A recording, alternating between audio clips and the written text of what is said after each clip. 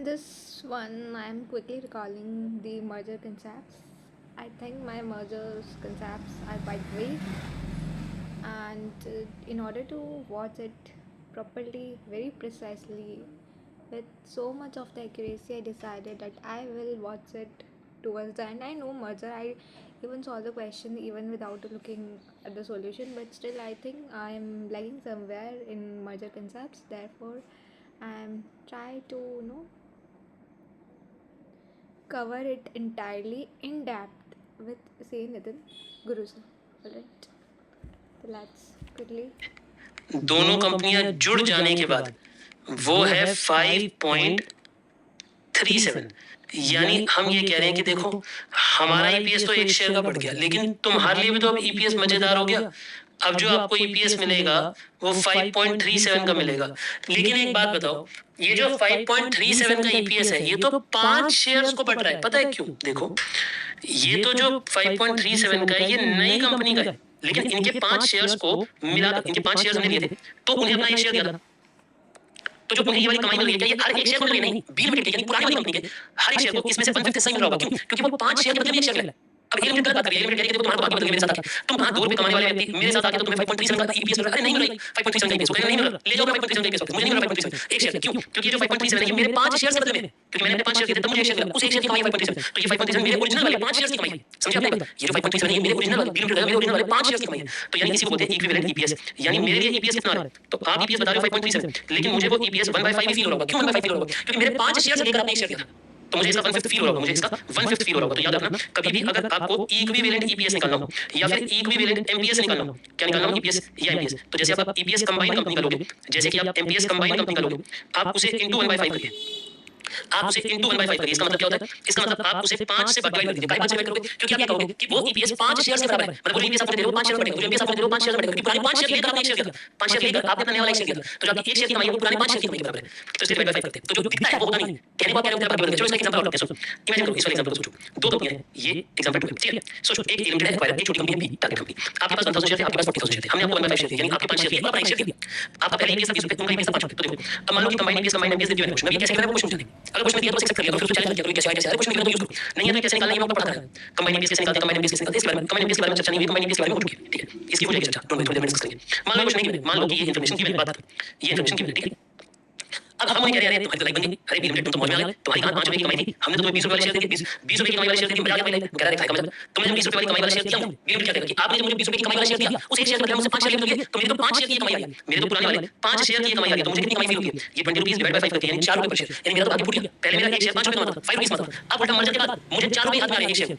समझ में आ रही है बात? वो कहेगा मुझे तो 4 रुपए आ रहे, तो इक्विवेलेंट एमपीएस ईपीएस कैसे आता है? नया वाला एमपीएस इनटू स्वैप रेशियो। क्या करना है? नया वाला एमपीएस इनटू स्वैप रेशियो करनी होती है, तब जाके हमें इक्विवेलेंट आता है। इक्विवेलेंट का मतलब समझ रहे हो कि मुझे कितना महसूस हो रहा है, जो पुरानी कंपनी का शेयर होल्डर है उसे कितना फील हो रहा है, जो पुरानी कंपनी का पुराना शेयर होल्डर है, जो पुराना एक शेयर है उसके बदले में कितना पैसा आ रहा है, पुरानी कंपनी का जो टारगेट कंपनी का पुराना एक शेयर है उसमें कितना मिल रहा है, that is called equivalent MPS, ठीक है? ये बहुत इंपॉर्टेंट कंसेप्ट है, पूरे चैप्टर में यूज होगा।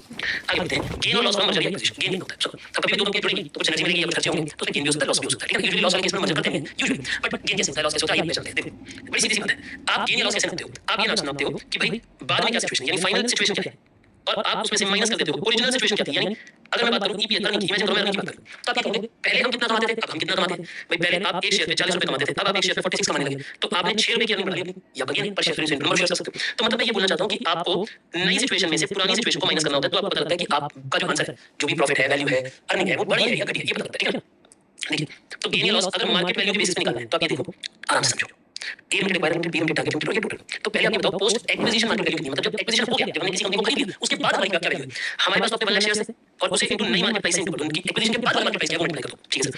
और यहां पे आप ये देखो कि बी लिमिटेड के एक्विजिशन के बाद कितने शेयर है, मतलब उनके ओरिजिनल तो 40000 शेयर थे, लेकिन जब हमने खरीदा तो उन्होंने 8000 शेयर दिए, तो 8000 शेयर ये हुए। क्यों? क्योंकि 40000 इनटू 1/5 तो ये हो गए 8000 शेयर। अब 8000 शेयर को 8000 शेयर के मार्केट प्राइस से इनटू कर दो, 8000 शेयर्स को 8000 शेयर के मार्केट प्राइस से इनटू कर दो। बोलिए मेरी बात क्लियर हो गई आपको? 8000 शेयर के मार्केट प्राइस से इनटू कर दो। अब इनकी प्री एक्विजिशन वाली value, pre acquisition market value मतलब पहले कितने शेयर थे, पहले कितना प्राइस था, पहले कितने शेयर थे, पहले कितना प्राइस था। देखो इन दोनों में नंबर शेयर बदल गए, क्यों? पहले आपके पास 40000 शेयर थे, अब आपके पास 8000 शेयर है, और अब नया वाला प्राइस है, पहले पुराना वाला प्राइस था। तो इन वैल्यू को माइनस कर दो, तो ये एमपीएस के बेसिस पे गेन या लॉस आ जाएगा कि आपका कितना गेन हुआ या कितना लॉस हुआ, मार्केट वैल्यू के बेसिस पे, मार्केट वैल्यू ऐसे अर्निंग के बेसिस पे देख सकते हो, बट एकदम पे फर्क जाता है यार, मतलब कम फर्क है। तो ए लिमिटेड की पहले अर्निंग कितनी थी, 1 शेयर की, और यहां पे देख लो इक्विवेलेंट अर्निंग दिखा रहे हैं, पूरी अर्निंग दिखा रहे हैं। क्या अगर हमने 20 रुपए दिए तो हमको हर शेयर पे 20 रुपए मिलेंगे, तो 5 शेयर को मिलाकर 20 रुपए मिलेंगे, 5 शेयर को मिला के, तो उन्हें तो जो 20 रुपीस की अर्निंग मिल रही है 1/5 मिल रही है, यानी 4 रुपए मिल रही है, और पहले उनका ईपीएस 5 रुपीस था, तो उनका तो 1 रुपए का लॉस हुआ। याद करो इस वाले एग्जांपल में देखो, उनका हर एक शेयर पहले 5 रुपए कमाता था, अब उनका हर एक शेयर 4 रुपए कमाता है, तो उनकी तो किस्मत फूटी, उनकी तो अर्निंग कम हुई उल्टा। ये हमें दिखा रही है। तो इंपैक्ट किसके बेसिस पे आता है? ईपीएस या ईपीएस के बेसिस पे। ठीक है जी। अब अगला सवाल है कि पोस्ट मर्जर मार्केट वैल्यू कैसे निकालते हैं? मार्केट वैल्यू का मतलब होता है कि मार्केट का कितनी वैल्यूएशन है उनकी जब वो दोनों कंपनियां जुड़ जाएंगी तो। देखो एक बात समझो, फिर से मैं वही वाली बात करता हूँ, पहले बात की गहराई को समझना। ये एक कंपनी है, इसने दूसरी कंपनी को खरीद लिया, मतलब अगर मैं कहूँ Once this lecture will over, we will try to cover each and every question of ICA module of C.H. Agrawal sir, and I will recollect about 10 last year papers, and we will solve each and every question of merger. Merger is the chapter where I feel difficulty still, even after giving my exams, even after reading the entire curriculum and appear for exams, but still merger is one of the chapter where I am still not that much confident. So I'm planning I will do this obviously probably in this June month, or maybe in the next, either in this weekend or probably in the next weekend, but we will do it for surely. First we will cover from either from the module first or probably from Ajay Agrawal sir book first. Nitin Guru sir is one of the teacher where I feel more comfortable while revising the concepts. We can watch from Ajay Agrawal sir also, because I have lectures from that faculty, but I feel no, conceptually sir is also good enough. So we will this is my one of the plan. What we will going to do is we will firstly brush up the merger chapter from this video, and one more video probably too, because one more teacher is also in my list to recall the merger concepts, because I am conceptually weak in merger, that why this happened, this note, what happened when there is a cash or not a cash, and the opportunity for cash and something like that. Though I am conceptually weak in that area, so I am planning first to brush up my merger concept in a very good manner. Most probably with Nitin Guru sir, obviously from Nitin Guru sir entirely, and one more faculty. If I feel comfortable, then I will do question by hand, and from institute material also, because after May 2026 attempt I don't want to take a risk for AFF. Then we will try to solve the RTP question for merger only, and for last comprehensive examination question for mergers, for merger, as well as whatever asked in the MCQ specifically relating to the merger. Then once we figure out this merger chapter, then only we will proceed for forex, either forex or IFM, because these are one or two chapter where I find difficulty, because my weaker chapters in AFM are merger, forex, IFM. Rest chapter I am comfortable even a bit, but these are my weaker areas. And now I am again planning for the rest of the theory as well, because after May 2026 you can't do the ABC analysis in theory itself. You have to read theory entirely of subsequent or the remaining chapters. Other than that, 4 important chapters we have to cover the same, because institute asks what are parachute and something relating to that theory, what is H model and something like that. So once we do the tougher practical chapter like merger, forex, IFM, these are according to my definition, these are something which is a bit tricky, and then we will proceed. Otherwise AFM is quite easy to cover. A limited ने B limited को खरीद लिया। ए limited ने B limited को खरीद लिया। क्या ये बात आपको समझ आ गई? मैंने क्या कहा? सर बिल्कुल समझ आ गई। आप ये कह रहे हो कि ए लिमिटेड कंपनी ने बी लिमिटेड कंपनी को खरीद लिया। मैं इस बात को मानता हूं सर, ठीक है, बहुत अच्छी बात है अगर आप इस बात को मानते हो। तो इसका अर्थ क्या हुआ? इसका अर्थ ये होता है, लॉजिक ये हुआ इसका, सोचना की बात को। जब ए लिमिटेड बी लिमिटेड को खरीदेगा, ठीक है, तो मान लेते हैं इनके पास अपने ओरिजिनल शेयर्स कितने थे? 1 लाख थे। आपके पास अपने ओरिजिनल शेयर्स कितने थे? 40,000 थे। तो आपके पास अपना कुछ मार्केट प्राइस भी तो होगा, और इनके पास भी अपना मार्केट प्राइस होगा, राइट? तो आपकी जो इन दोनों को मल्टीप्लाई करके कोई मार्केट वैल्यू होगी, जुड़ने से पहले इन दोनों को मल्टीप्लाई करो, आपकी मार्केट वैल्यू होगी, बी लिमिटेड की मार्केट वैल्यू होगी मर्ज होने से पहले। अब जब ये दोनों कंपनियां मर्ज होगी तो दोनों की मार्केट वैल्यू ऐड हो जाएगी। यानी आप ये कह सकते हो कि market value of A plus market value B plus synergy gain of valuation. देखो पहले कौन सा था, पहले था सिनर्जी गेन ऑफ अर्निंग, तब हम अर्निंग ऐड कर रहे थे, तब हम earning of A earning of B add कर रहे थे, अब मार्केट वैल्यू ऐड करें, ठीक है। अभी मार्केट वैल्यू ऐड होगी प्लस सिनर्जी गेन। अब इसे डिवाइड करो नंबर ऑफ शेयर्स से, तो नंबर ऑफ शेयर्स पहले कितने थे यानी वो आपके पास एनबी, लेकिन इससे इनटू स्वैप रेशियो करो। क्यों? क्योंकि आपके हर एक शेयर को एक शेयर नहीं मिल रहा, आपके हर एक शेयर को 5 शेयर को एक शेयर मिल रहा है, तो इसलिए इसे 1/5 से इनटू करना पड़ेगा। यानी यहां 8000 आएगा या 1 लाख आएगा, नीचे 1 लाख 8000 आएगा। क्या आपको ये वैल्यूएशन समझ आ रही है? ये टोटल वैल्यूएशन होगी, इसे divide by number of shares कर दो तो मार्केट प्राइस आ जाएगा। ये वैल्यू है, तो वैल्यू को जब आप नंबर ऑफ शेयर्स डिवाइड कर दोगे तो मार्केट प्राइस आ जाएगा। तो ये बेसिकली हमारे पास एमपीएस आ जाएगा ए प्लस बी होने के बाद। यानी ये वो मार्केट प्राइस है जो कंबाइंड मार्केट प्राइस होगा। और अगर मैं कंबाइंड मार्केट प्राइस को, यानी जो कंबाइंड मार्केट प्राइस है, इसे मैं कंबाइंड नंबर ऑफ शेयर्स से इनटू कर दूं, यानी अगर मैं इसे कंबाइंड नंबर ऑफ शेयर्स, भाई हमारे पास 1,80,000 शेयर है, ये 1 लाख और ये 8,000, तो अगर मैं इसे एक शेयर की वैल्यू को 1,80,000 से इनटू करूं तो मुझे टोटल वैल्यूएशन पता लग जाएगी कि कुल मिलाकर सभी शेयर्स की कितनी वैल्यूएशन बैठेगी। देखिए तो हमने क्या किया यहाँ पे, देखिए ये वाला पहले सेकंड मेथड पढ़ो, market value of A plus market value of B plus energy gain of valuation upon total number of share. इससे नई मार्केट प्राइस आ गया और नई मार्केट प्राइस को इनटू नंबर ऑफ शेयर्स कर दो, मतलब इसे नंबर ऑफ शेयर्स से इनटू कर दो तो नई मार्केट वैल्यू आ जाएगी, ठीक है। एक और तरीका है, अगर आपको पोस्ट मर्जर, देखो पी रेशियो पता हो, मतलब अगर मान लो नहीं पोस्ट मर्जर वाली पी रेशियो पता है, ध्यान से सुनना, इसके लिए आपको ये चीज पता होनी चाहिए, पी रेशियो पोस्ट मर्जर पता होनी चाहिए। या तो P ratio post merger given है, या तो P ratio post merger hint में है कि वो सेम यूज होगी, यानी कि ये चेंज पता है, या अज्यूम करना क्वेश्चन है कि भाई सेम यूज होगी जितनी पहले थी। अगर कुछ ना कुछ क्वेश्चन में हिंट है तो ये वाला फॉर्मूला यूज करोगे, क्या पी नई पी रेशियो से ईपीएस को इनटू करो। अब आप ये तो जानते हो कि पी रेशियो को ईपीएस से इनटू करो तो ईपीएस आ जाता है, तो ये नया ईपीएस आ जाएगा, नया ईपीएस इनटू नए नंबर ऑफ शेयर्स, नया EPS MPS plus B into नए number of shares, total number of shares, तो सेम टू कर दो। अब आपके पास मार्केट वैल्यू पोस्ट मर्जर आ जाएगा, मार्केट वैल्यू पोस्ट मर्जर आ जाएगा। क्या ये बात आपको क्लियर है? मैंने क्या कहा, बोलिए हाँ या ना। Is it clear? इसे ढंग से पढ़िए पहले कि ये क्या बता रहा है फॉर्मूला आपको। चलिए इससे कंसेप्ट की ओर बढ़ते हैं। देखिए अगर कोई हमसे ना, मतलब मैं अगर आपको ये सारी बातें अभी तक हमने जितनी पढ़ी हैं एक बार रिकलेक्ट करूं, पहले काम करते हैं, एक बार रिकलेक्ट कराता हूं। देखो एक ओरिजिनल कंपनी है जो किसी और को खरीदना चाहती है, उनके पास अपने 1 लाख शेयर्स है और इस कंपनी का नाम क्या है? ए लिमिटेड। ये अक्वायर्ड है हमारे एग्जांपल में। बी लिमिटेड है जो टारगेट है जिसे हम खरीदना चाहते हैं, उसके ओरिजिनल नंबर ऑफ शेयर्स कितने थे? उसके नंबर ऑफ शेयर्स थे 40,000। अब जब ये दोनों कंपनियां जुड़ जाएंगी, यानी जब ये दोनों की दोनों कंपनियां जुड़ जाएंगी तो जुड़ने के बाद ये बन जाएंगी ए प्लस बी लिमिटेड, यानी मर्ज्ड एंटिटी। तो मर्ज एंटिटी में डिपेंड करता है, अगर तो आपने कैश में पेमेंट करी है तो नंबर ऑफ शेयर्स सिर्फ 1 लाख ही रहेंगे। अगर आपने स्वैप रेशियो के थ्रू मतलब शेयर्स देकर पेमेंट करी है, मान लो आपने 1/5 की स्वैप रेशियो, हमेशा 1/5 नहीं होती, हमने एग्जांपल में 1/5 लिया, तो यानी उनके नंबर ऑफ शेयर्स कितने हो जाएंगे? ए प्लस बी के।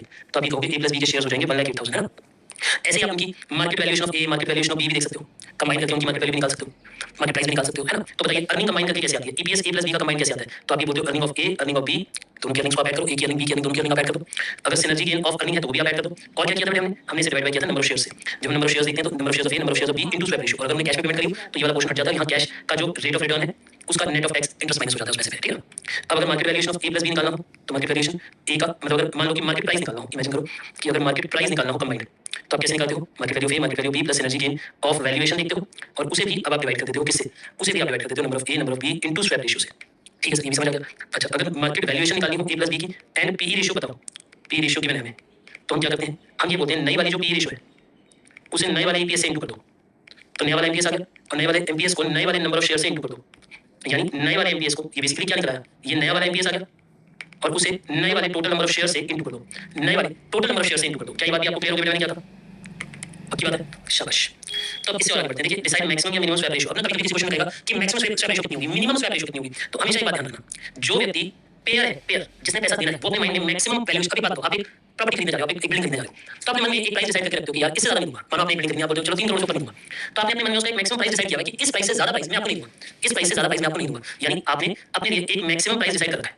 वही मैं अगर मिनिमम की बात करूं, मिनिमम की, तो जो सेलर है वो मिनिमम वैल्यूएशन देखता है, मतलब वो ये देखता है कि मैं इससे कम नहीं बेचूं। देखो हर कोई बेचना मैक्सिमम में चाहता है, ऑब्वियसली बेचने वाला चाहता है ज्यादा मिले, लेकिन रियलिस्टिक वो उसके मन में मैक्सिमम जो है वो तो पता नहीं चाहिए ना, लेकिन मिनिमम से नीचे नहीं जाएगा, ये क्यों? ये ट्रू है। तो सेलर के पॉइंट ऑफ व्यू से, यानी टारगेट कंपनी के पॉइंट ऑफ व्यू से मिनिमम प्राइस देखा जाता है और एक्वायरर के मन से, जो खरीदने आया है कंपनी को, उसके हिसाब से मैक्सिमम प्राइस देखा जाता है। तो अगर कभी क्वेश्चन बोले ना कि मैक्सिमम ईपीएस मतलब मैक्सिमम कितना दोगे आप, तो वो एक्वायरर के पॉइंट ऑफ व्यू से निकालना है। अगर बोले मिनिमम कितना, तो टारगेट के पॉइंट ऑफ व्यू से निकालना है। अगर कुछ नहीं क्लियर ना हो तो, कुछ भी क्लियर ना हो तो ध्यान रखना, मैक्सिमम पॉइंट सेट करके जाता है, डील करता है, maximum swap ratio point set करके जाता है कि अच्छा इतने से ज्यादा नहीं दूंगा, ये बाहर जाता है, एक्वायरर जाता है, और इतने से कम नहीं बेचूंगा, मिनिमम से कम नहीं बेचूंगा, ये पॉइंट सेट करके जाता है, ये सेलर जाता है, यानी टारगेट कंपनी जाती है, ये डिसाइड करके। तो देखो अगर एक्वायरर कंपनी कहती है कि हमें मेंटेन करना है एमपीएस, मानो कहता है कि एमपीएस मेंटेन करना है पुराना हो गया, तो पुराना एमपीएस नए एमपीएस के बराबर होना चाहिए। अगर वो कहता है मुझे ईपीएस मेंटेन करना है तो पुराना एमपीएस नए एमपीएस के बराबर होना चाहिए, ठीक है। ये तब की बात है अगर maximum from acquirer's point of view, अगर what is the maximum swap ratio from acquirer point of view, और ये है minimum from target company point of view, ये है minimum from target company point of view. तो target company के point of view से we calculate minimum swap ratio, इसके दिमाग से हम मिनिमम स्वैप रेशियो निकालते हैं और इसके दिमाग से हम कैलकुलेट करते हैं मैक्सिमम स्वैप रेशियो। क्या ये दोनों बातें आपको समझ आ गई? अगर वो कहता है कि मैं एमपीएस मेंटेन करना है तो एमपीएस को इक्वल कर दो, पुराने होना है, एमपीएस मेंटेन करना है तो पुराने एमपीएस को इक्वल कर दो, और अगर टारगेट कंपनी के पॉइंट ऑफ व्यू से कर रहे हो मिनिमम स्वैप रेशियो निकालना चाहते हो और बोले कि एमपीएस मेंटेन करना है तो पुराने एमपीएस को नए इक्विवेलेंट एमपीएस के बराबर कर दो, और अगर ईपीएस मेंटेन करना है तो पुराने एमपीएस को नए इक्विवेलेंट ईपीएस के बराबर कर दो। ध्यान रखिए जब टारगेट कंपनी का पॉइंट ऑफ व्यू तो इनटू स्वैप रेशियो होगा, क्योंकि टारगेट कंपनी को पूरे पैसे मिल रहे हैं। क्या था आपका 20 रुपए का ईपीएस है, लेकिन उनके एक शेयर को 20 रुपए मिल रहे होंगे, तो एक शेयर को वो जो 20 रुपए है वो 4 लोगों में बट रहे हैं, 5 लोगों में बट रहे हैं, दोनों तो 4 रुपए मिल रहे हैं, तो वो अपने पॉइंट ऑफ व्यू से देखते हैं ये इक्विवेलेंट ईपीएस इक्विवेलेंट एमपीएस के फॉर्म में, ठीक है जी। अब ये भी ध्यान रखो कि कभी भी अगर क्वेश्चन मैक्सिमम स्वैप रेशियो पूछ रहा है तो एक्वायरर का पॉइंट ऑफ व्यू देखना है, और अगर मिनिमम स्वैप रेशियो बोल रहा है तो टारगेट कंपनी का पॉइंट ऑफ व्यू देखना है, ठीक है। अब आता है वैल्यूएशन ऑफ एक वैल्यू ऑफ एक्विजिशन। देखो ये जो कांसेप्ट है ना, ये बड़ा अद्भुत कांसेप्ट है, छोटा सा कांसेप्ट है, बट इसमें बड़े सारे और एक छोटी सी आप ये कहो कि स्टेटमेंट में बहुत सारी चीजें निकल जाती हैं। ध्यान से सुनो, इमेजिन करो पहले, मानो ए लिमिटेड है, उसकी वैल्यू थी 200 लाख, ए लिमिटेड की अकेले की वैल्यू थी 200 लाख, बी लिमिटेड की अकेले की वैल्यू थी 150 लाख। तो जब ये दोनों कंपनियां मर्ज होंगी तो टोटल वैल्यू बननी चाहिए 350 लाख, लेकिन पता चला कि ये दोनों कंपनियां मर्ज हुई तो टोटल वैल्यूएशन आ गई 500 लाख, 500 मिलियन, 1 मिलियन में से कुछ मिलियन। इसका मतलब वैल्यू ऑफ मर्ज एंटिटी कितनी है पोस्ट मर्जर, मर्जर के बाद कंपनी की टोटल वैल्यू कितनी है 400 मिलियन, लेकिन उसमें से एक्वायरर की वैल्यू माइनस करो, तो जब उसमें से एक्वायरर की वैल्यू बिफोर मर्जर वाली माइनस कर दोगे तो पता चलेगा वैल्यू ऑफ एक्विजिशन कितनी है। इसे बोलते हैं वैल्यू ऑफ एक्विजिशन, मतलब जो कंपनी आपने खरीदी वो आपको कितनी वैल्यू दे रही है। अगर ए ने बी को खरीदा तो बी कंपनी खरीदने पे कितनी वैल्यूएशन हमें ऐड हुई, हमारी टोटल वैल्यू में कितना बढ़ावा हुआ, उसे बोलते हैं वैल्यू ऑफ एक्विजिशन 300। लेकिन उसमें से हमने उसे उसकी पुरानी वैल्यू कितनी थी, उस कंपनी की वैल्यू थी 150, तो 300 में से हमने जो कंपनी खरीदी उसकी 150 यानी बाकी का सिनर्जी गेन हुआ है, बेसिकली गेन फ्रॉम एक्विजिशन हुआ है, यानी मर्जर का गेन है। बेसिकली बात बताओ इन दोनों की वैल्यू थी 350, तो ये जो बचा हुआ 150 हुआ ये गेन फ्रॉम मर्जर हुआ है, यानी इसको बोलते हैं gain from acquisition. Gain from merger या गेन फ्रॉम एक्विजिशन या सिनर्जी गेन आप कुछ भी बोल सकते हो इसे। तो ये तो सिनर्जी गेन है, यानी दो कंपनियां जिनकी वैल्यू थी 200 और 150, 200 और 150 वाली कंपनी जुड़ी तो बन जाना चाहिए था 350, लेकिन बन गया 500, बन गया कितना 500। इसका मतलब ये है कि बन गया 500, तो इससे हम ये बोल सकते हैं कि गेन फ्रॉम एक्विजिशन हो गया। इसका मतलब गेन फ्रॉम एक्विजिशन हो गया। अब ये जो गेन है ये ए और बी दोनों को बटेगा, भाई फायदा तो दोनों को बटेगा। ये जो 150 का गेन है ये किसको मिलेगा, थोड़ा ए को मिलेगा, थोड़ा बी को मिलेगा, 150 का गेन हुआ है, तो इसमें से जितना गेन इसे मिलेगा, मानो इसकी पुरानी वैल्यू थी 150, लेकिन हमने इसे कॉम्पेंसेशन दी, हमने इसे कैश दिया या हमने इसे शेयर दिया 180, 150 वाली कंपनी को 150 मिलियन की कंपनी को हमने 180 मिलियन दे दिए, 150 मिलियन वाली कंपनी को हमने 180 दे दिया, तो उसे कितना गेन दे दिया 30 मिलियन का, तो बाकी का गेन एक्वायरर को मिल जाएगा, बाकी का गेन हमने रख लिया होगा यानी 120 मिलियन का। तो इसे बोलते हैं गेन फॉर एक्वायरर, इसे बोलते हैं गेन फॉर टारगेट। कैसे निकलता है गेन फॉर टारगेट, देखो हमने उसे कितनी परचेज कंसीडरेशन दी टारगेट को, और टारगेट कंपनी की पहली वैल्यू क्या थी, टारगेट कंपनी की पहली वैल्यू थी 150 मिलियन, उल्टा हमने उसे पे किया 180 मिलियन, हमने 150 मिलियन की कंपनी को 180 मिलियन दे दिया, तो टोटल 30 मिलियन का गेन आ गया। कितने का गेन आ गया 30 मिलियन। देखो ये जो लाइन है ना ये बहुत इंपॉर्टेंट है, दोबारा सुनो। दो कंपनियां जुड़ गई ए और बी के जुड़ने पे 500 मिलियन की मर्ज वैल्यूएशन हुई, ए और बी के जुड़ जाने से 500 मिलियन की मर्ज वैल्यूएशन हुई, ठीक है।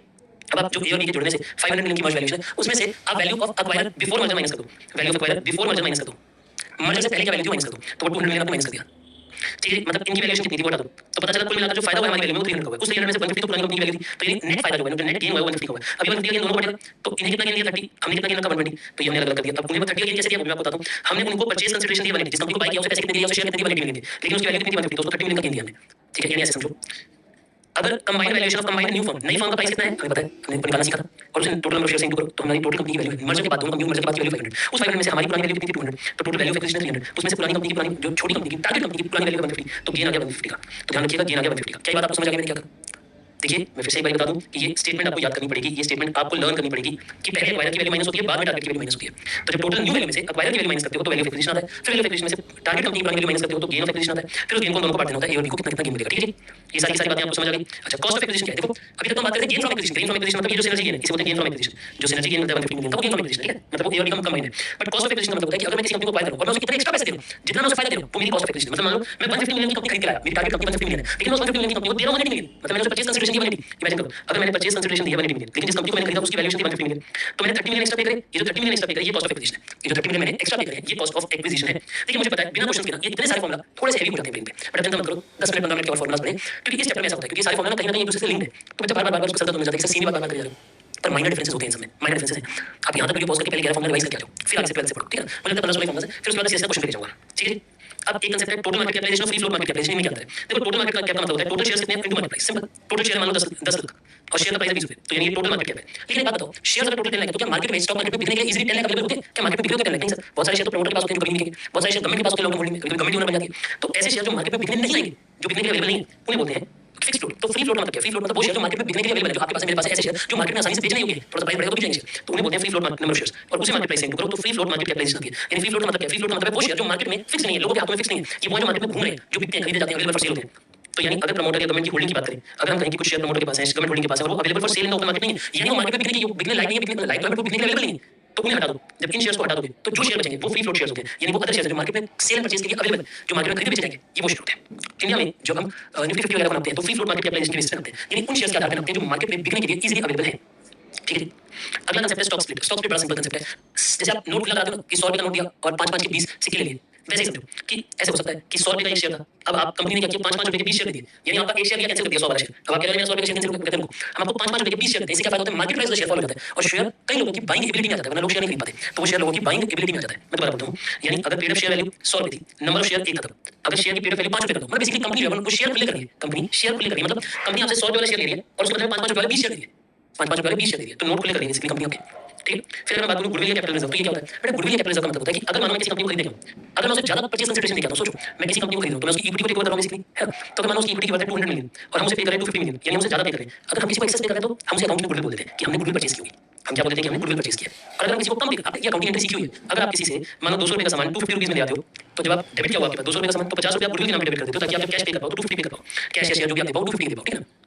अच्छा, अगर हम कम में खरीद लाते हैं, जितनी उनकी इक्विटी की वैल्यू थी, जिस कंपनी में खरीदा उस कंपनी की जो इक्विटी वैल्यू थी, मैंने उससे कम पैसे थी, मानो उनकी वैल्यू थी 200 लाख, लेकिन हमने उन्हें दिया 1 लाख, तो हमने 20 लाख कम दी, वो कैपिटल रिजर्व होता है। फिर वो अमाउंट किसमें चला जाता है? कैपिटल रिजर्व में। यानी अगर हम किसी को ज्यादा पे करते हैं तो जो एक्सेस पे किया उसे गुडविल बोलते हैं कि हमने गुडविल कर दिया, और अगर हमने किसी को कम पे किया होता है तो जितना कम पे करते हैं उसे हम कैपिटल रिजर्व बोलते हैं, उसे हम कैपिटल रिजर्व बोलते हैं। क्या मेरी बातें आपको समझ आ गई? मैंने क्या कहा? गुडविल और कैपिटल रिजर्व दोनों बातें क्लियर है? शाबाश। अब अगर मैं बात करूं डीमर्जर की, डीमर्जर क्या होता है इसका भी क्वेश्चन कराऊंगा आज। डीमर्जर का मतलब होता है जब एक कंपनी स्प्लिट हो जाती है, सिंपल सी बात है, एक बड़ी कंपनी उसके दो अलग-अलग हिस्से कर देते हैं। ये प्रैक्टिकल क्वेश्चन से बेटर समझ आएगा। एक होती है फाइनेंशियल रीस्ट्रक्चरिंग, इसके बारे में प्रैक्टिकल करेंगे हम। देखो फाइनेंशियल रीस्ट्रक्चरिंग का मतलब क्या है? इसका बेसिक मतलब ये होता है बेटा कि ना अगर मानो एक कंपनी डूब गई है, एक कंपनी चलेगी कोई आसान नहीं, उसे पता है कि अगर इसी तरीके से डेट डिबेंचर बढ़ते गए या मान लो इसी तरीके से अगर इंटरेस्ट का बर्डन बढ़ता गया तो कंपनी बंद हो जाएगी। तो कंपनी पर सबको बुला दिया, बैठ कहते हैं देखो ऐसे जैसे आप चल रहे हो वैसे हो जाएगी कंपनी बंद, कंपनी क्लोज करनी पड़ेगी। और अगर हमने कंपनी क्लोज करी तो सबका नुकसान है। क्यों? क्योंकि जब कंपनी बिकेगी तो उसके एसेट्स ज्यादा वैल्यू में बिकेंगे। वैसे लॉस मेकिंग कंपनी है तो पहले डिबेंचर्स को पैसा देंगे, फिर वो भी आधा अधूरा देंगे, उनका भी इंटरेस्ट नहीं दे पाएंगे, उन्हें पूरे पैसे नहीं दे पाएंगे, प्रेफरेंस तो पैसे भूल ही जाएगी, इक्विटी तो पैसे भूल ही जाएंगे, कुछ नहीं मिलेगा। तो हम सबको डरा देते हैं मीटिंग में कि ये सबका नुकसान है, इस कंपनी को बंद करा के। फिर बाकी सब पूछते हैं कि अच्छा क्या करें, बताओ क्या करें कि कंपनी चल पड़े। तो हम कहते हैं काम करो, पहले इसकी बैलेंस शीट को साफ करो, हल्का करो, यानी सबसे बलिदान मांगो कि तुम कितना छोड़ोगे, तुम कितना पैसा छोड़ोगे। तुम तो डिबेंचर से पूछते हैं अच्छा बताओ तुम कितने पैसे छोड़ोगे, मानो डिबेंचर कहता है 30%, तो यानी हम डिबेंचर्स की वैल्यू को 30% कम कर देंगे। यानी वो उन्होंने हमें दिए 100 रुपए लेकिन वापस 70 रुपीस देने को तैयार है। अपने इंटरेस्ट को फोरगो कर देंगे, मानो 3 साल से इंटरेस्ट नहीं दिया, हो सकता है वो 3 साल का इंटरेस्ट भी फोरगो कर दे कि अक्रूड इंटरेस्ट माफ कर दो, जो आउटस्टैंडिंग इंटरेस्ट मत दो। फिर डेट और इक्विटी की अपनी वैल्यूएशन कम करते हैं, प्रेफरेंस की वैल्यूएशन कम करता है, ठीक है ना? लोग अपनी कैपिटल जो पेड कैपिटल है वो रिड्यूस कर देते हैं, अपने क्लेम्स को फोरगो कर देते हैं, अगर उन्हें पैसा लेना हो तो मना कर देते हैं कि छोड़ो नहीं मत दो।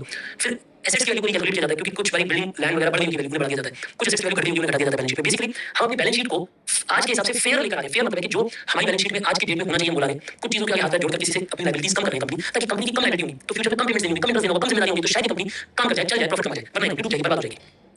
All this is done with the view to revive a failing company. हम चाहते हैं कि हम एक रिवाइव कर सकें एक फेलिंग कंपनी को। क्या मेरी बातें आपको समझ आई? मैंने क्या कहा? हम क्या करना चाहते हैं? हम बेसिकली रिवाइव करना चाहते हैं एक फेलिंग कंपनी को,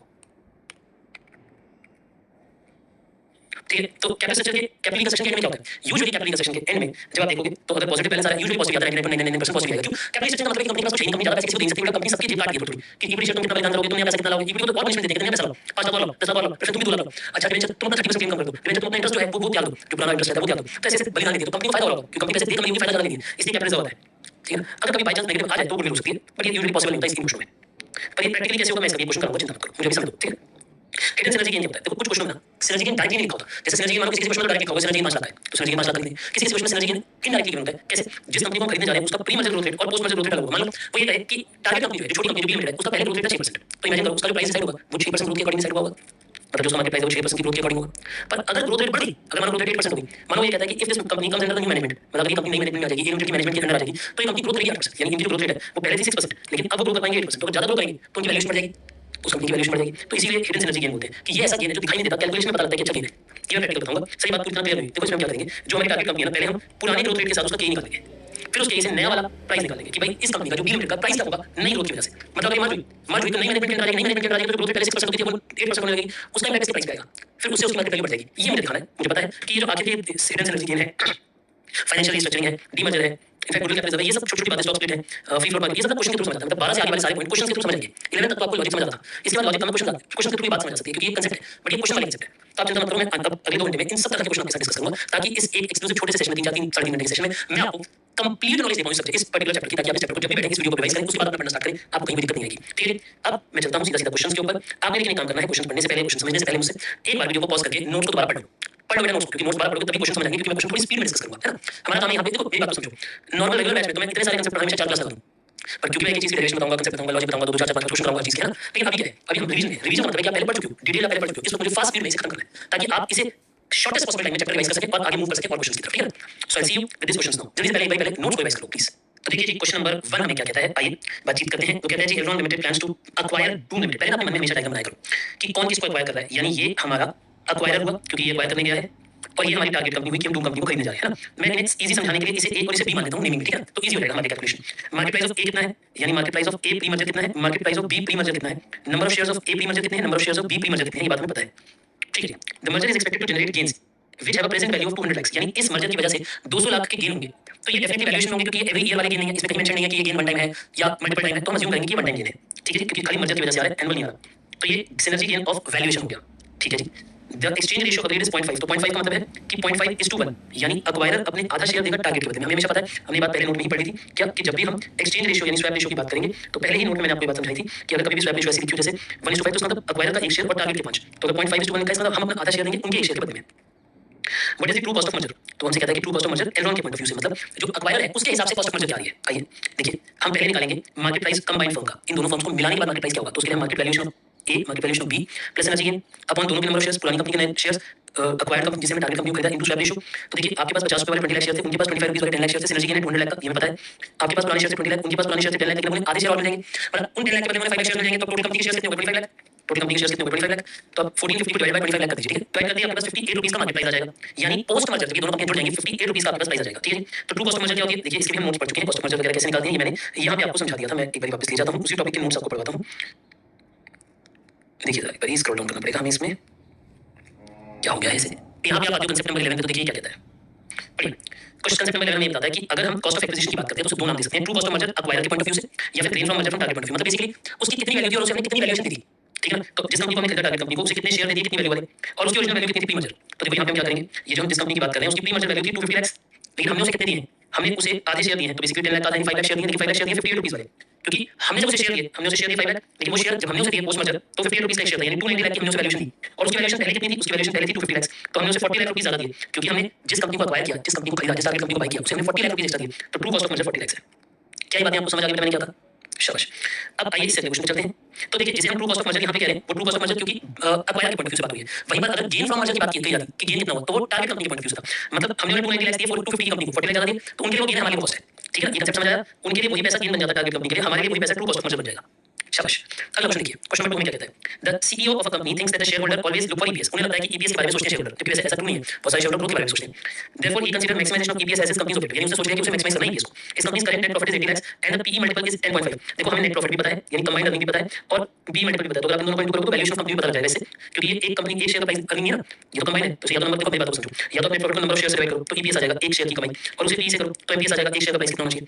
और अगर आपके पास इसे divide by number of share नहीं कर पा रहे, टोटल वैल्यूएशन है, तो जो टोटल नेट प्रॉफिट है यानी टोटल अर्निंग होगी, तो टोटल अर्निंग को अगर आप पी रेशियो से इंटू करोगे तो टोटल प्राइस आ जाएगा, टोटल प्राइस वैल्यूएशन आ जाएगी, यानी सारे शेयर्स का कंबाइंड प्राइस आ जाएगा। He wants to buy another firm which has a current income of this, देखो वो जो हमारी एक्जिस्टिंग कंपनी है उसका प्रॉफिट भी बता रहा है और उसकी पीई भी बता रहा है, और जिस कंपनी को खरीदना चाहते हैं टारगेट कंपनी है उसकी भी इनकम बता रहा है और उसका भी पीई बता रहा है, यानी दोनों कंपनियों का हमें प्रॉफिट भी पता है, दोनों कंपनियों का पीई भी पता है, ठीक है। What is the maximum exchange, देखो जो बोलेगा maximum exchange, maximum exchange ratio मतलब मैक्सिमम स्वैप रेशियो, जब मैक्सिमम स्वैप रेशियो होगी तो वो बायर के पॉइंट ऑफ व्यू से होगी, अक्वायर के पॉइंट ऑफ व्यू से होगी, कि मैं अगर खरीदने गया उसी कंपनी को तो मैं उन्हें मैक्सिमम कितना ऑफर कर सकता हूं, दैट इज द मैक्सिमम। तो जो वो बोलेगा मैक्सिमम एक्सचेंज रेशियो, तो यूजुअली वो अक्वायर के पॉइंट ऑफ व्यू से होगी, और अगर टारगेट के पॉइंट ऑफ व्यू से होगी जो भी कंपनी, तो वो मिनिमम होगी कि मिनिमम हमें इतना चाहिए, मिनिमम इतना स्वैप रेशियो चाहिए, ठीक है।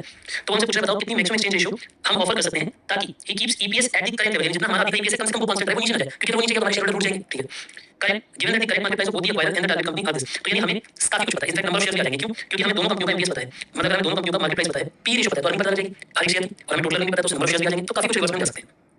और सीईओ कह रहे हैं कि हम बोरो करते हैं फंड्स को 15% रेट पे, ठीक है, and buys out target company by paying cash, मतलब दो बाई क्वेश्चन अलग-अलग पूछा। उसने पहले पूछा स्वैप रेशियो के बारे में, बाद में पूछा कि अगर हम इस कंपनी को कैश नहीं खरीद लें, स्वैप रेशियो की टेंशन छोड़ो, पैसे नहीं खरीद लें, how much cash should be offer to maintain EPS, तो हम कितना पैसा दें कि हमारा ईपीएस मेंटेन हो जाए। तो याद है हमने दो अलग फॉर्मूलास पढ़े हैं, स्वैप रेशियो वाला अलग से पढ़ा है, और अगर हम कंपनी को कैश में खरीदते हैं तो अलग पढ़ा है, कंबाइन पर है ना। याद है मैं आपको रिकॉल कराऊं, वैसे मुझे लगता है बाद में नोट्स पे लिख दूं, समय और ज्यादा लगेगा, आई होप कि आपने नोट्स भी देख में पढ़ लिया दोबारा से, ठीक है ना। चलिए टैक्स रेट भी पता है तो हमें ये बात भी समझ आ गई, हमें पूरा क्वेश्चन क्लियर हो गया। तो देखिए हम क्या करने वाले हैं, अब पहले गिवन डेटा देखो, हमें दो कंपनियां पता है ए और बी, ठीक है, हमें ए और बी दो कंपनियां पता है, हमें दोनों के नेट प्रॉफिट पता है, दोनों की पी रेशियो पता है, दोनों की एमपीएस पता है। अगर एमपीएस पता है, पी रेशियो पता है तो अर्निंग आ जाएगी, क्योंकि ईपीएस कैसे आएगा, एमपीएस बाय पी रेशियो, बिल्कुल ठीक, तो दोनों की ईपीएस आ गई। अब अगर टोटल अर्निंग पता है और एक शेयर की अर्निंग पता है तो इन दोनों को डिवाइड करके नंबर ऑफ शेयर्स आ जाएंगे। अगर मुझे टोटल अर्निंग पता है और नंबर एक शेयर की अर्निंग पता है तो डिवाइड करके नंबर ऑफ शेयर्स आ जाएंगे, तो number of shares of acquire कितने हैं, number of shares of target company कितने, दोनों बातें क्लियर हो गई। अब वो कहता है कि मुझे ईपीएस मेंटेन करना है, याद करिए मैंने ये बात आपको समझाई भी थी कि अगर वो ये बोलता है ना कि मैक्सिमम स्वैप रेशियो कितनी है मिनिमम, तो अक्वायर के पॉइंट ऑफ व्यू से ये देखते हैं कि पुरानी ईपीएस नई ईपीएस के बराबर, पुराना ईपीएस नई ईपीएस के बराबर होना चाहिए। और ये नया ईपीएस कैसे आता है ये भी मैंने आपको बताया था बच्चे, ये हमने कैसे डिस्कस किया था, ये डिस्कस किया था कि नया ईपीएस कैसे आएगा, कंबाइंड ऐसे earning of A plus earning of B plus energy gain number of shares plus new number of shares offered, और अगर उन्हें शेयर ना ऑफर किए कैश दिया तो यहाँ जीरो आ जाता है, और यहाँ कैश पेड का rate of return net of tax कर देते हैं ना, ठीक है सर। तो ये बातें सर समझ आ रही है, ध्यान से सुनो, आराम से सुनो। देखो मैं बात बोल रहा हूँ, ये छोटा सा सेशन 3 घंटे तक है ना, इस सेशन में अगर मैं इतने बड़े चैप्टर को रैप अप करूँ तो कम से कम ये सेशन आराम से पढ़ो, इसमें ज्यादा स्पीड मत लगाओ, 2.5 मतलब 2x 1.5x मत करो, इसे आराम से मस्ती में पढ़ो, क्योंकि अगर आपने इसे अच्छे से पढ़ा फिर इसके बाद आपकी बाकी इसी चैप्टर के बाकी क्वेश्चन जो भी आप बुक से पढ़ रहे हो वो बहुत फास्ट हो जाएंगे, तो कम से कम इस 3 घंटे में इसे भी और क्रैश मत करो, ठीक है ना, समझिए। अगर हमें मैक्सिमम स्वैप रेशियो जाननी है ताकि ईपीएस कांस्टेंट रहे, यानी पुराना ईपीएस नई ईपीएस के बराबर होना चाहिए, क्यों, क्योंकि हम अक्वायर कंपनी के पॉइंट ऑफ व्यू को देख रहे हैं, अक्वायर कंपनी का ईपीएस रखा वरना टारगेट करते हैं ना, तो ये अक्वायर कंपनी का ईपीएस रखा, ये नया ईपीएस है, तो अक्वायर कंपनी का ईपीएस 4 रुपए था पता है, और दोनों की अर्निंग कितनी है 80 lakh plus this synergy gain है नहीं plus number of shares of total कितने हो गए, इसे सॉल्व करो तो स्वैप रेशियो ये आ गई, यानी हम उनके एक शेयर के बदले में अपने 2.625 शेयर देने को तैयार हो जाएंगे। इस क्वेश्चन में अक्वायर का शेयर सस्ता होगा क्योंकि वो उनका एक शेयर लेगा अपने ज्यादा शेयर दे रहे हैं, यहाँ पे हम अपने ज्यादा शेयर दे रहे हैं, ठीक है, कोई बात नहीं, हमें तो क्वेश्चन से मतलब है कितने पे ईपीएस मेंटेन हो जाएगा, मतलब पुराना ईपीएस नई ईपीएस के बराबर आ जाएगा, ये बात है, ठीक है। लेकिन अगर हम पैसा कैश में दे दें और ईपीएस मेंटेन करना चाहते हैं क्या होता, तो पुराना ईपीएस नई ईपीएस के बराबर होना चाहिए, ठीक है, पूरा earning A earning B plus energy gain minus cash paid into rate of return into 1 minus D, और यहाँ पे number of shares extra issue नहीं हुआ है, ठीक है।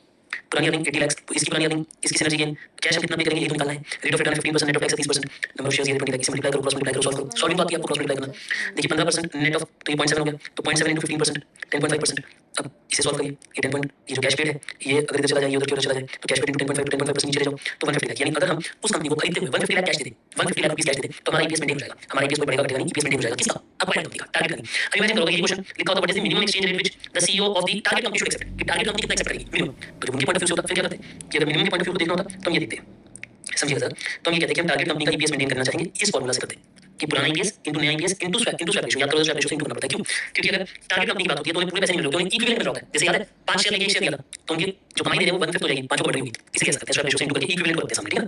आई होप ये बात आपको समझ आ गई, दो क्वेश्चन क्लियर हो गए, थर्ड पे आइए, अब ये थोड़ा अच्छा क्वेश्चन, इसमें काफी सारी बातें हम करेंगे अच्छे से, पढ़िए क्वेश्चन नंबर 3, वो कहता है following information is provided related to the acquiring firm Mark, ठीक है, ये एक्वायरिंग फर्म है, ये अक्वायरर है, अक्वायरर मतलब जो बाय करने आया है, इसे मैं ए का नाम दे दूं और टारगेट फर्म है मास्क, ये टारगेट है, टारगेट को बी का नाम दे देते हैं, थोड़ा इजी लगता है बेटा, मतलब टारगेट और इसको इक्विटी मानने के बाद, ठीक है ना, वैसे आप चाहो तो नाम भी दो आप मास्क, क्योंकि दोनों में एम कैसे लिखोगे ना, दोनों का नाम ही सेम है, तो ए और बी देना, नाम देना बेटर है, लिख सकते हो आप एक लाइन क्वेश्चन में लिख दो और फिर ए और बी से सॉल्व करो, बट जहां एंड में आंसर लिखोगे वहां मास्क और मार्क लिख देना, ए की जगह मार्क और बी की जगह मास्क लिख देना एंड में, ठीक है।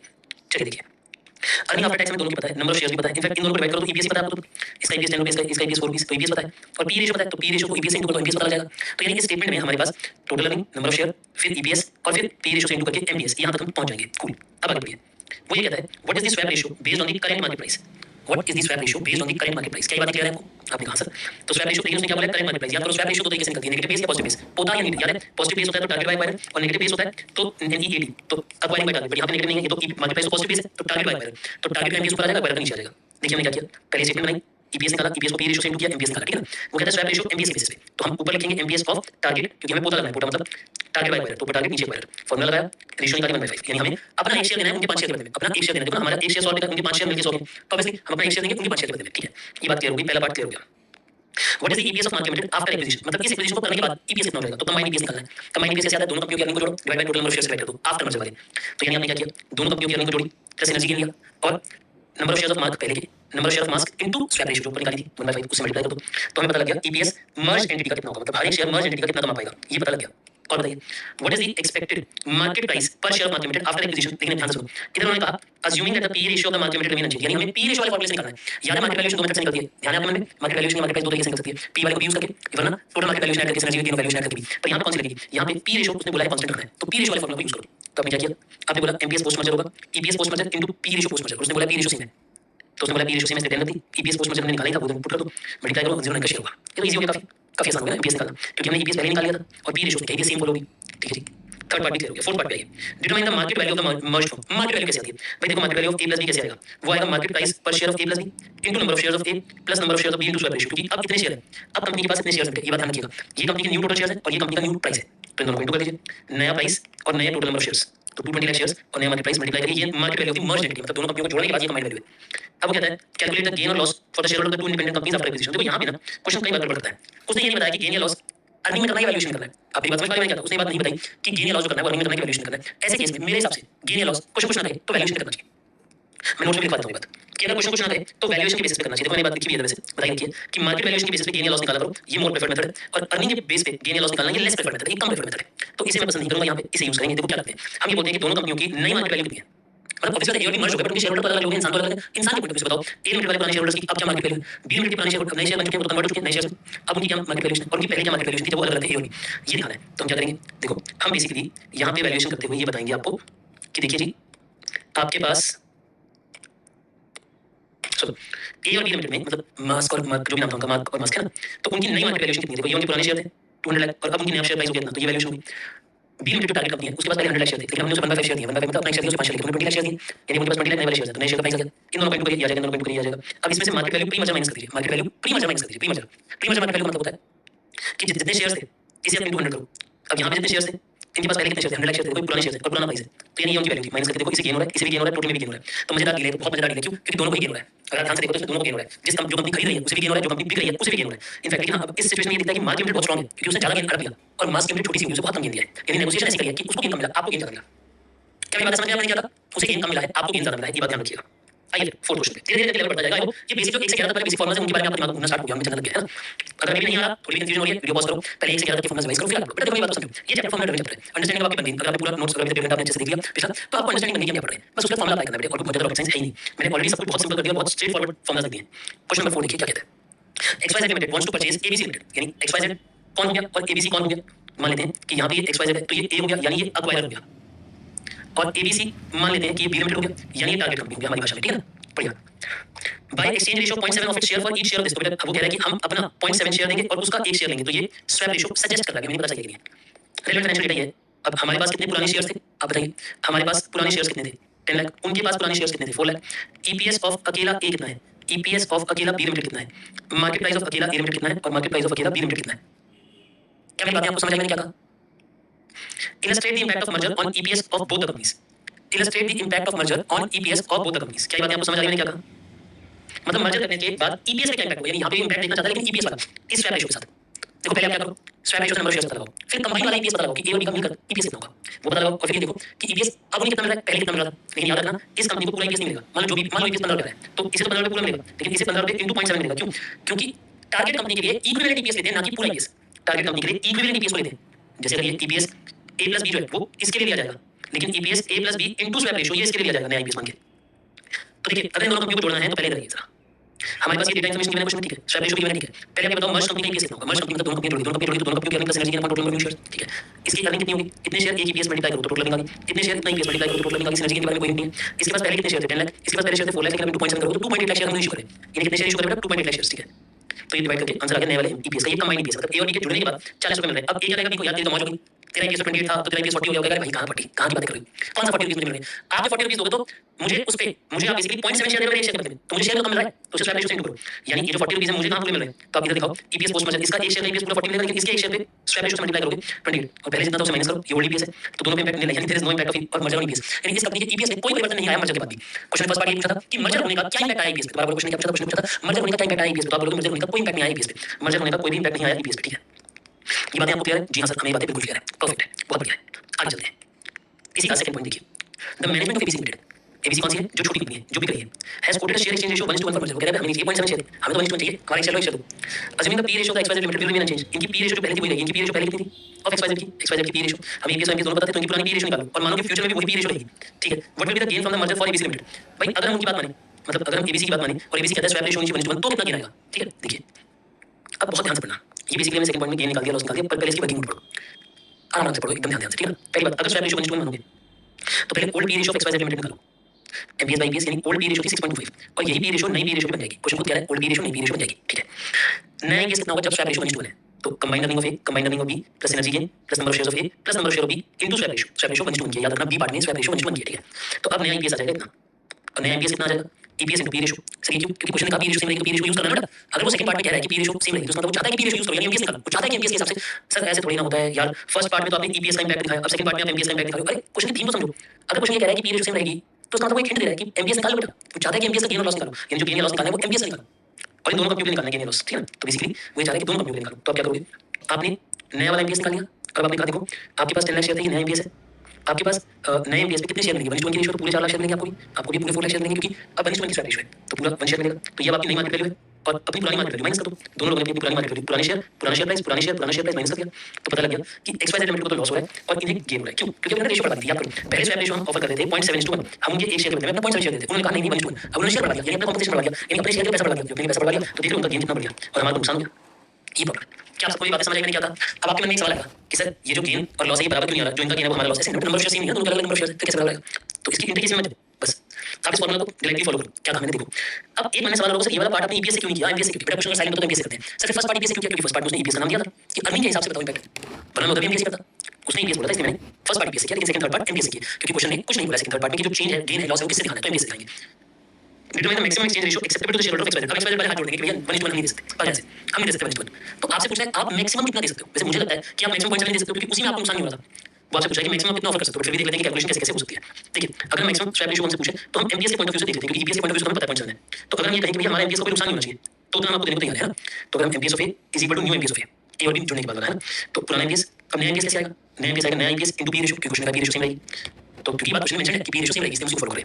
तो नया ईपीएस निकाला पहले और उसमें स्वैप रेशियो पुट कर दो, और यही स्वैप रेशियो हमें डिराइव करनी है। यानी इस क्वेश्चन में हमें स्वैप रेशियो ना तो 0.7:1 वाली यूज करनी है, ना ही 1:1 वाली यूज करनी है, वो दोनों यूज नहीं करनी, हमें स्वैप रेशियो खुद डिराइव करके दिखानी है कि कितनी होगी स्वैप रेशियो, ठीक है।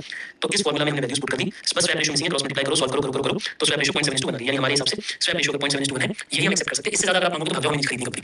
यानी ए लिमिटेड बी लिमिटेड को क्या बोलेगा कि हमें खरीदनी है 0.7:1 से ऊपर की स्वैप रेशियो है, यही मैक्सिमम स्वैप हम दे सकते हैं। मतलब आपके एक शेयर के बदले में हम मैक्सिमम अपना 0.7 शेयर दे सकते हैं, इससे ज्यादा अगर देंगे तो हमें नुकसान होगा। हमें ये चीज बात करें, क्या ये बात क्लियर हुई? बहुत सुंदर क्वेश्चन है, इस क्वेश्चन को वीडियो पॉज करके एक बार खुद ट्राई करो, फिर आगे बढ़ो, क्योंकि एक एक क्वेश्चन इतनी सारी बातें बता रहा है कि मजा आ जाता है। आइए अगले क्वेश्चन पे चलते हैं, तब तक हम तो रिवीजन पूरी करेंगे। पढ़िए क्वेश्चन क्या कहता है, देखिए क्वेश्चन कहता है simple limited and limited are planning to merge, ठीक है, ये दो कंपनियां हैं। अब आगे बढ़िए, the total value of the company are dependent on the fluctuating business conditions, ठीक है।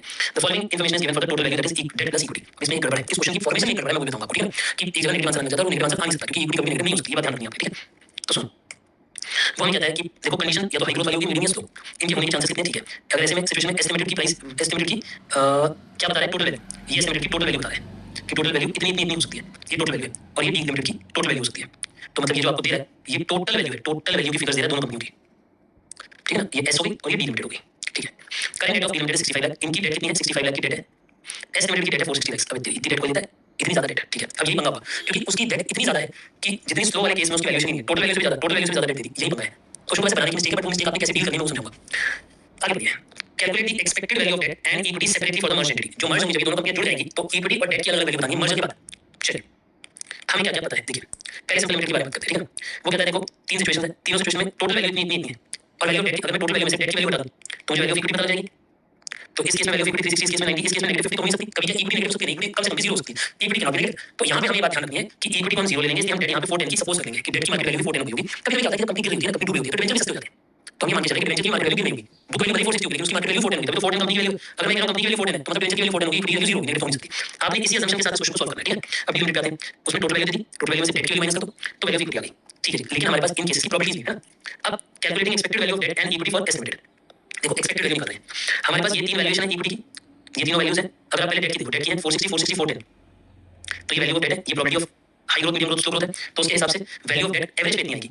अब ये इक्विटी की वैल्यू है 360, 90 और 0, तो 360, 90, 0 और उससे प्रोबेबिलिटी से इनटू करो, तो ये एक्सपेक्टेड वैल्यू ऑफ इक्विटी आ गई, इन दोनों को ऐड कर दो तो expected value of estimated total आ गई, एक्सपेक्टेड वैल्यू आ गई। देखो वैसे तो हमारे पास तीन वैल्यूज है ना, बट हमें तीनों वैल्यूज नहीं लेना, हमें एक्सपेक्टेशन निकालनी है, एक्सपेक्टेशन उम्मीद निकालनी है, वो उम्मीद निकालती है। ऐसे डी लिमिटेड के लिए करो, डी लिमिटेड की डेट 65, 65, 65, तो 65 को तीनों प्रोबेबिलिटी से इनटू करो, 65 आ गया। इक्विटी की वैल्यू 3 है, इन तीनों मार्केट इक्विटी की वैल्यूएशंस को प्रोबेबिलिटी से इनटू करो, टोटल करो, तो ये कंबाइंड इक्विटी वैल्यूएशन आ गई।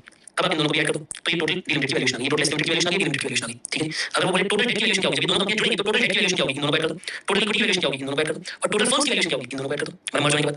तो मर्ज वैल्यू ऑफ डेट कितनी है, इन दोनों की वैल्यू ऐड करो, मर्ज वैल्यू ऑफ इक्विटी कितनी है, ये इक्विटी की वैल्यू ऐड करो, मर्ज वैल्यू ऑफ द फर्म्स कितनी है, तो इन दोनों को ऐड करो, ठीक है। ऐसे भी कर सकते थे, वरना कि डेट और इक्विटी की वैल्यू ऐड कर दो तो भी आ जाएगा, वरना फर्म्स की वैल्यूज अलग-अलग ऐड कर सकते हैं तो भी आ जाएगा।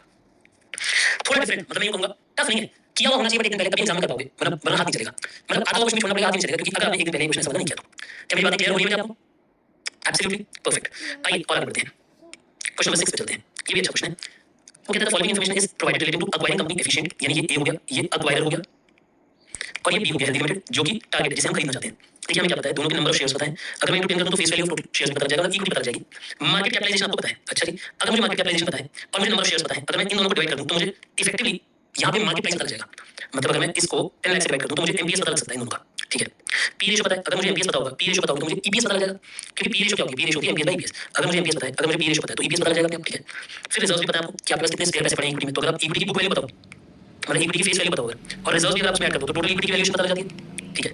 प्रमोटर होल्डिंग, अब इसमें से प्रमोटर के पास कितने शेयर हैं ये भी पता लग गया, तो यानी इन 10 लाख में से इतने शेयर प्रमोटर के पास है, तो बाकी के शेयर फ्री फ्लोट होंगे। बेटा अगर आप 10 लाख में से इतने शेयर माइनस कर दोगे तो बचे हुए जो शेयर होंगे वो फ्री फ्लोट शेयर होंगे, फ्री फ्लोट मतलब वो मार्केट में फ्रीली फ्लोट कर रहे होंगे। बोलिए बातें क्लियर है आपको?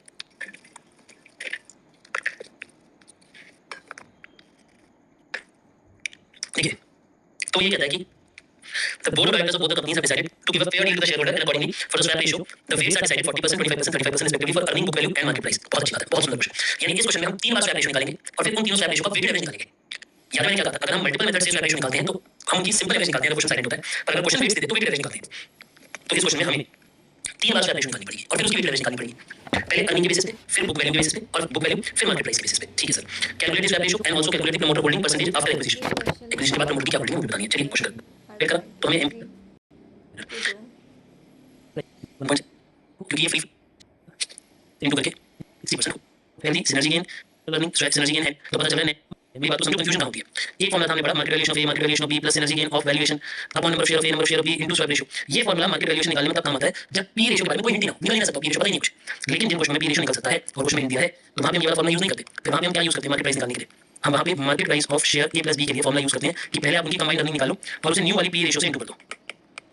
और वो खुद कह रहा है नई पी रेशियो पुरानी पी रेशियो बराबर है, तो बस कंबाइंड अर्निंग निकाल दो। कंबाइंड अर्निंग से ऊपर वाले पार्ट निकालिए, तो देखो अब आपने कंबाइंड अर्निंग ऊपर वाले पार्ट निकाली थी, देखो, और पी रेशियो क्या सेम ही रहती है, तो 10 टाइम्स रहती होगी, तो पी रेशियो हमने सेम यूज कर लिया 10 टाइम्स, इन दोनों को इंटू करा, ये नया प्राइस आ गया। तो नई वैल्यूएशन कितनी है? ये नया प्राइस और ये टोटल नंबर शेयर्स, ये टोटल नंबर शेयर्स भी पता है 28.75 थे।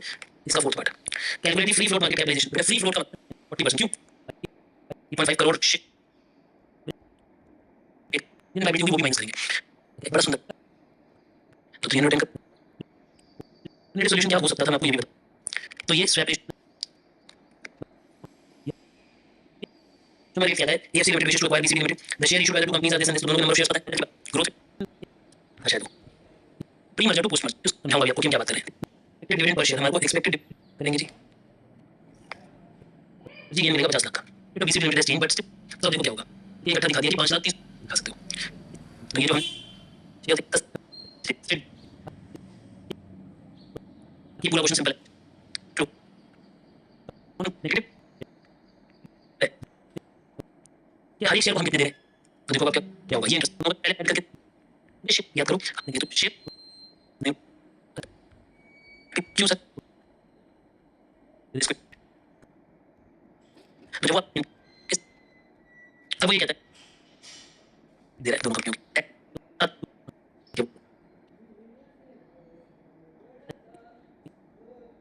फिर जो क्वेश्चन में डिस्कस इसी अगले 5 साल का प्रॉफिट ऐड किया, ये टोटल वर्थ है, इसे divide by number of shares किया, एक शेयर की प्राइस आ गई, मार्केट प्राइस ऑफ 1 शेयर में से माइनस किया तो प्रीमियम ऑफर पता लग गया। ये हो गया पहला मेथड। अगला मेथड क्या है?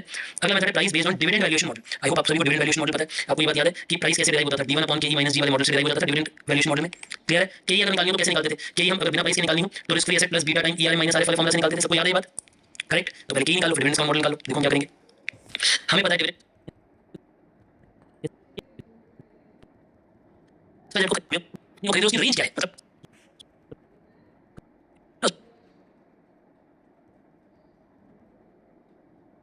ये बस कितना पैसा पड़ा है देखो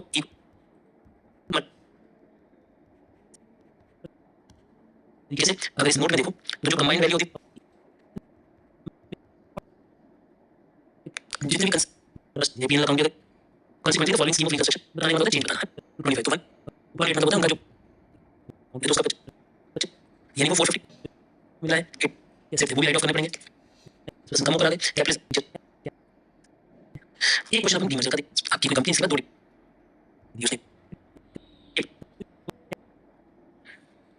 calculate the ratio in which the share of the Fortune pharma, कोई गलत कुछ नहीं गिवन है, लायबिलिटीज भी पता लगी, एक्सटर्नल लायबिलिटी ठीक है जी। तो यहाँ तक की बातचीत तो आई होप पहले धीरे धीरे चलता हूँ। ये और ये माइनस करा और ये कॉलम बना, यहाँ तक क्लियर है आपको क्वेश्चन? और इसके 3000 शेयर थे तो इसके भी 3000 होंगे, ये भी क्लियर है? ठीक है।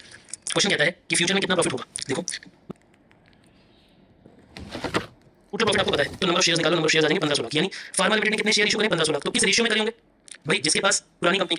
According to me, the concepts we brush for this chapter, that is enough. The question which sir is solving, it's better we solve first, and if we stuck somewhere, then I will tell where exactly I was feel stuck in, what exactly are the points where I was not feel comfortable to do at my own, where I have to look for the solution and all such thing. So first I will do for this, and then I will quickly share about the points where I find difficulty, and it's better to solve by on hand rather than looking for completely solution, because we have done it earlier also, so we can done it now. So I will quickly share about my merger experience.